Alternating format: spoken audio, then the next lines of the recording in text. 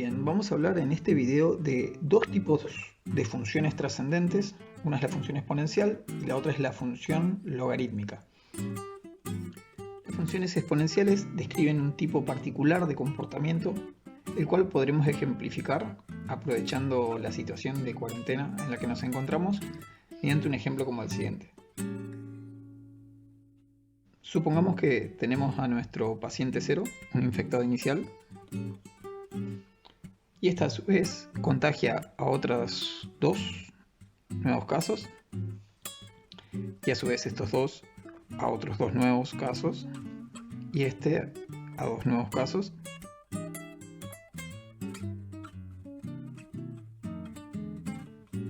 Este diagrama de árbol nos indica lo siguiente.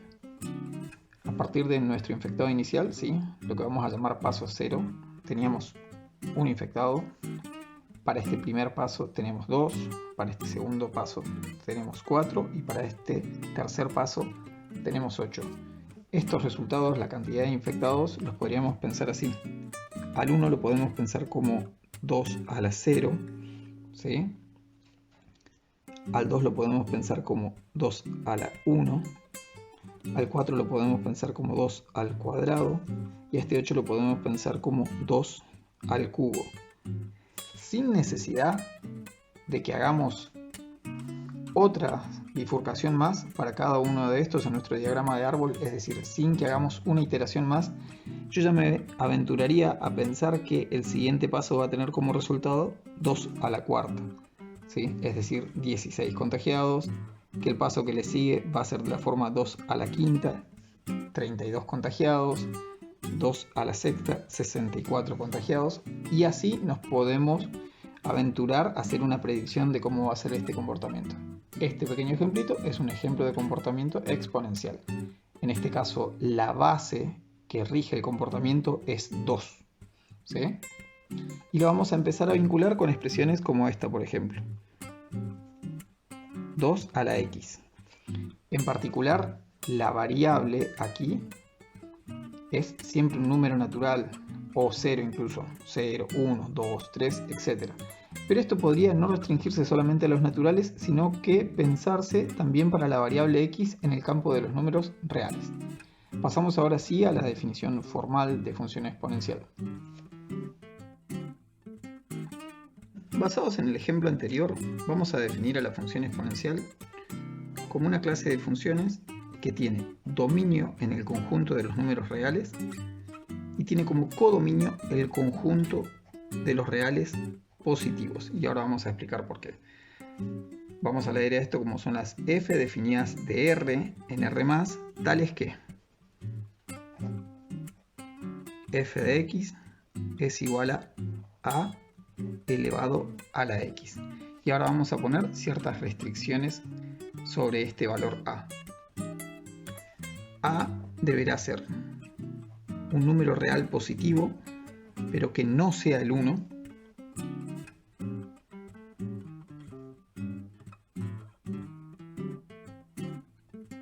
Y haremos una mención acerca de estas restricciones.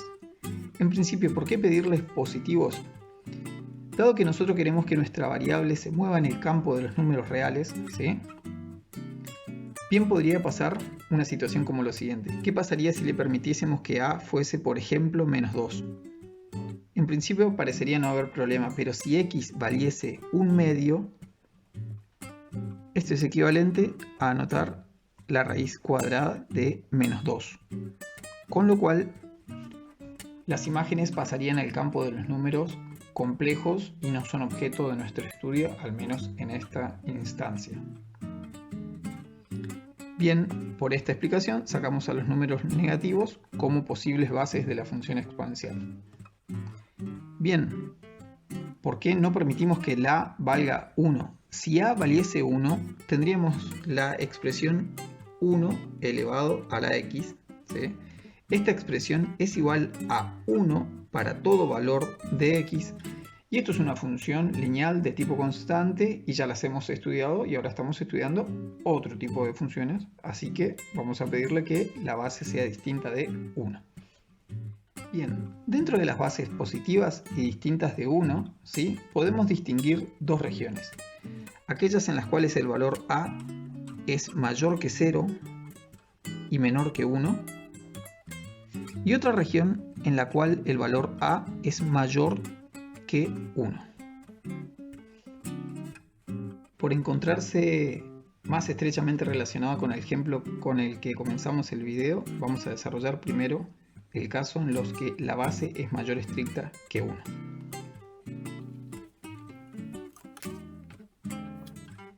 Lo que haremos ahora es representar un sistema de ejes cartesianos ortogonales para empezar a explicar el comportamiento de esta función. A fines de fijar ideas, hagamos el razonamiento mediante el ejemplo con el que comenzamos el video y dispongamos de algunos puntos sobre la gráfica. Supongamos tener una tabla de doble entrada, ¿sí?, para los valores de x y de y. Y retomemos el ejemplo inicial de la expresión 2 elevado a la x. Consideremos algunos valores particulares. Comencemos con el 0, por ejemplo. Si x vale 0, esta expresión sería de la forma 2 a la 0 y el resultado de esto es 1. ¿Sí? Voy a pensar que el 1 está ubicado aquí.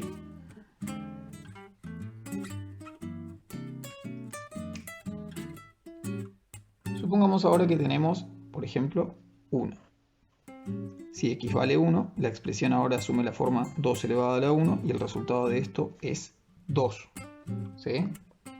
Aclaro que estoy considerando 2 como base, o sea que se adscribe a lo que sería este caso en las que la base es mayor estricta que 1. ¿Sí? 2 elevado a la 1 es 2.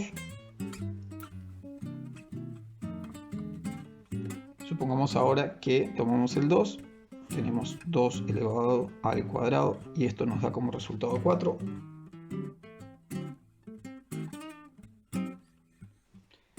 Supongamos tener también, por ejemplo, un valor como el menos 1.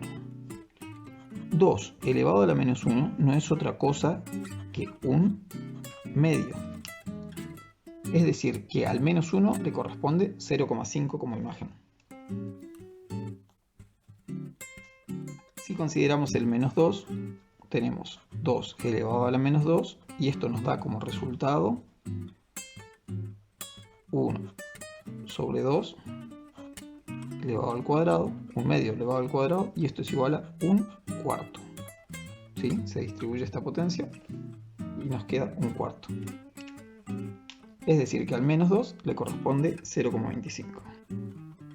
Voy a marcar con rojo los puntos que ya hemos obtenido.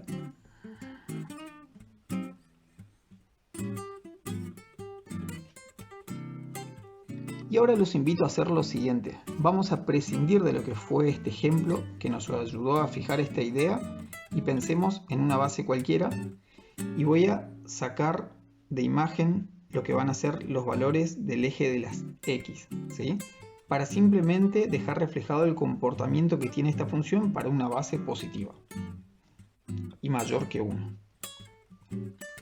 Notemos que del gráfico anterior solamente he dejado el 1 en el eje de ordenadas. Esto se debe a que cualquiera sea la base mayor que 1, ¿sí?, esa base elevada a la 0 va a dar como resultado 1. Por lo tanto, todas nuestras funciones exponenciales van a pasar por 1, incluso aquellas que tengan sus bases entre 0 y 1, como ya veremos a continuación. Inspirados en cómo se comporta la función, lo que vamos a hacer ahora es unir el trazo mediante una línea continua haciendo referencia a que tenemos como dominio el conjunto de los números reales. Analicemos que el dominio es efectivamente todos los números reales, dado que cualquier número real puede ser potencia de esta expresión, ¿sí?, siempre y cuando la misma cumpla con ciertos requisitos, en este caso el de positividad y el de ser distinto de 1. Ahora bien, ¿por qué estamos poniendo como codominio solamente los reales positivos? Porque los resultados que habremos de obtener en esta clase de gráficas son estrictamente positivos. Pasemos ahora sí al caso en el que la base es un número mayor que 0 y menor que 1. Para entender el comportamiento de la función exponencial cuando su base se encuentra entre 0 y 1, les recomendaría hacer uso de los cálculos que ya hicimos y pensar, por ejemplo, en la base 1/2. A ver, veamos por qué. Supongamos tener entonces el caso particular 1/2 elevado a la x, ¿sí? Y consideremos algunos valores, por ejemplo el 0. 1/2 elevado a la 0 va a volver a dar como resultado 1. Es decir, que al 0 le corresponde 1, ya habíamos adelantado esto. Aquí, por ejemplo, si ponemos el -1, 1/2 elevado a la -1 no es otra cosa que 2, es el inverso del 1/2.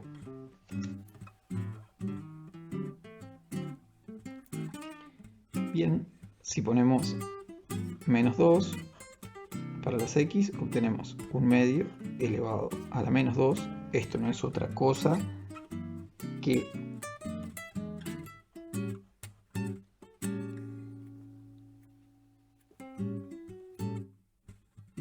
si consideramos algún valor positivo, por ejemplo al 1 le corresponde justamente 1/2 y al 2 en este caso le corresponderá 1/2 elevado al cuadrado y esto es 1/4.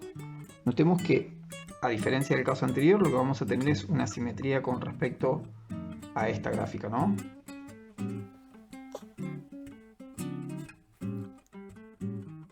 Repitiendo la explicación anterior, lo que vamos a hacer ahora es prescindir de este ejemplo particular que nos ayudó a sacar esta conclusión, borrar estos gráficos, borrar estos puntos en particular y dejar simplemente el trazo continuo que muestra cómo se comporta la función exponencial para este caso. Esta sería una gráfica genérica para la función exponencial cuando la base se encuentra entre 0 y 1. Otra observación interesante para hacer acerca de las gráficas es que ninguna de las dos toca al eje X. Desde un punto de vista analítico, esta ausencia de contacto de las gráficas con el eje X se ve reflejado en esto que habíamos anotado aquí, ¿sí? Las imágenes son estrictamente positivas.